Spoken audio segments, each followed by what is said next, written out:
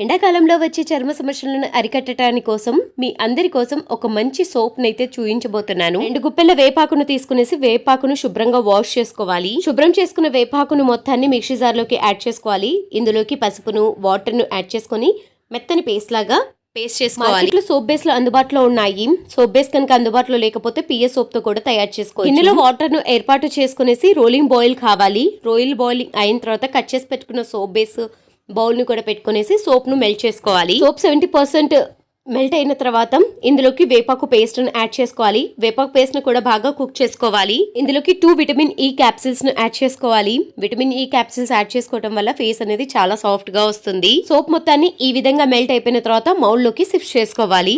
2 hours mould ను కదిలించకుండా ఇలానే ఏర్పాటు చేసుకున్నట్లయితే సోప్స్ అనేది తయారైపోతాయి. ఎండాకాలం వచ్చే చర్మ సమస్యలను అరికట్టడానికి ఈ నీమ్ సోప్ అనేది అందరికీ చాలా బాగా ఉపయోగపడుతుంది.